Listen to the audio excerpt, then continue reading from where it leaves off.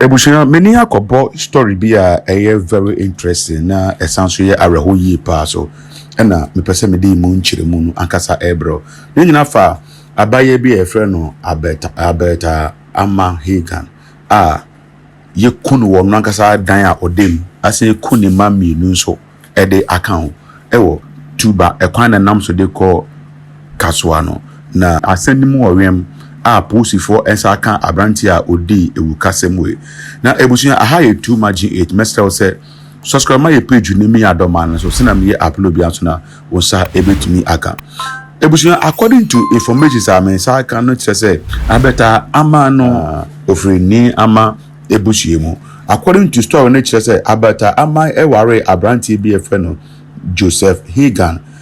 oni Joseph Hagan tena ya no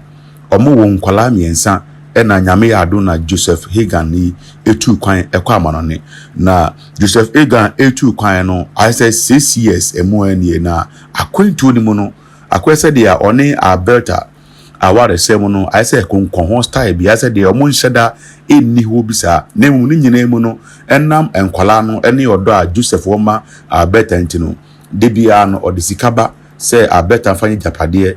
emma nkwala no say obesi dan obeye ni mebi ankwala no ebetima ye mfasode dia ma ankwala no ochina enti enu ni dwumedi a Alberta wo Ghana odi ode nkwala no so eco school eba couple of videos ni pictures bia babontin a kire how Alberta ama ni Joseph Hagan eware ye ewo ICGC ewo Botiano na uko Botiano ICGC a obi enim Alberta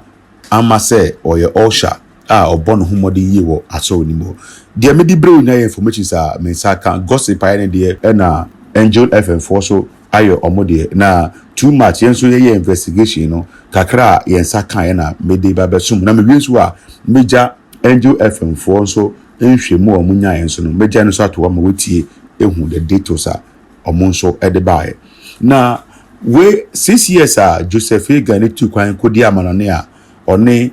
Alberta Hagan aware konkonkon ho no wa na ehu se abrante bi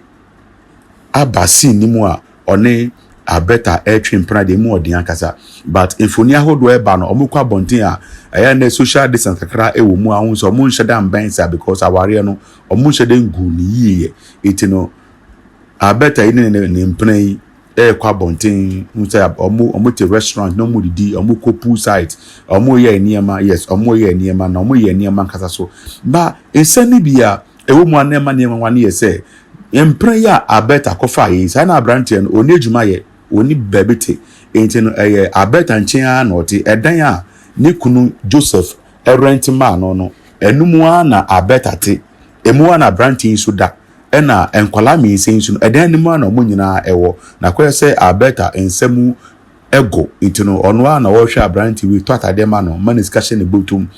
ene sai ni ma no na se de odo kakra wo ntino Alberta epese oye very responsible ma be ma ne hunu se odo na nkasa ebusuya ensempi o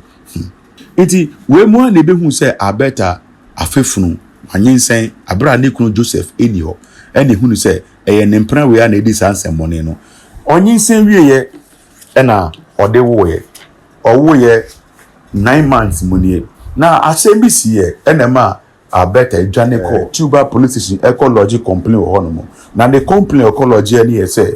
ono ne ma ene ne mpana ene tifi ho na nisika tai yira na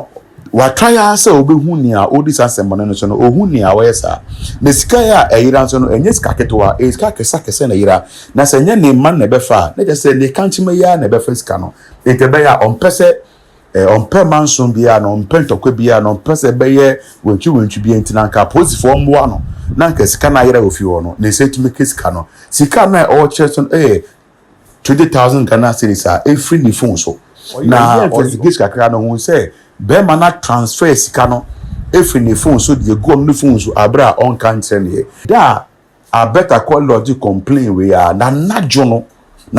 na the same day ena ne mpana we twen sekan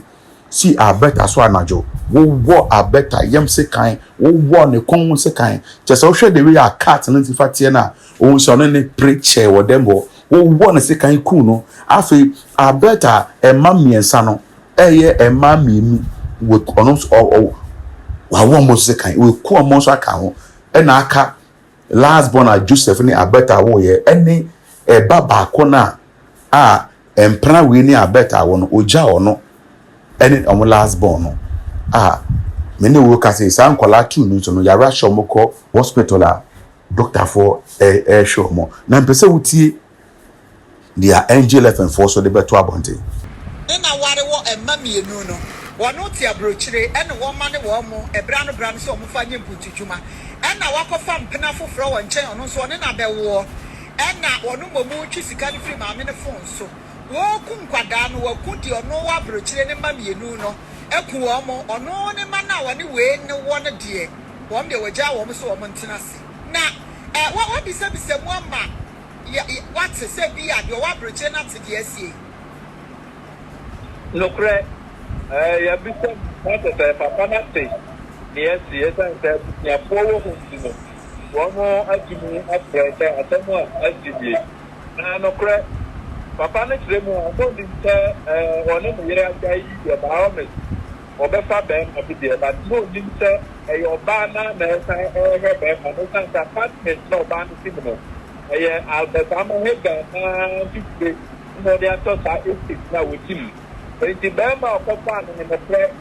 le boto munye enti obaya na o ka bema ne to ba me ten na okonye sta wa bia mo se fa tu boto e na one na awo ba ko a sika wo so de mpuntu na so no bema na sa kimpi ni phone so to ya de ko wa dontin no na obaya sa we ko so ya ne akopo ye ne o de abai na sa ba adio wa broche no kra no woni na jai nyesa woni na jai be yen yo ani enti se ya kwadam ye nunu a wo mo praye no se bi wo mo ti ase a wo mo muye no wo mo so ti biam ti sei no kwase ni endu ada ani ya so wo mo na de ko ko mo akawe aye hospital nti wo mo busu a wo mo ke alaye de ti a ko na wo mo take care of some kalami you na ko pe ni say ani beta of ye mo business so a mo mo ti handle and kalami say ke ko apa no kan ko ka one night and ani o to for 60 years ko mo ta so papa na estate one no ye nhwe ni say ni say estate obi ahyehyɛ ne dem mo de but maame no ono kwa na wo sa estate one musuafo bi ani ho ana se bia nipa bia anti estate wa bia se bibi koso wo dem na obi amna na se nipa ne bia obetimi abe ne kakra obi ani estate wa wone na ware wo emma mienu no wono ti abrochire ene wo ma ne wo mo ebra no so mo fa nyemputudwuma wo de we need form ne otie sa nsem we ayabre ho sem yi pa ya sema ya ena manfo de hu efutu eba but dom ni yese a sign here etimi to obi a but the woman ankofo e ka ne kese pa ne yese adenti na wo se oba warefo okotwempena okofa bema oni ejmaye na ye wo na ma ne pocket money feeding money na the more money sika no bema no so dwin se sika no wa shada so eji obekoso ahawa kopim se kakra na wo ho no obeyi di firi ho aha e too much it mesrel se wo so beja wo comment to ase wo no no wa subscribe ma ye page we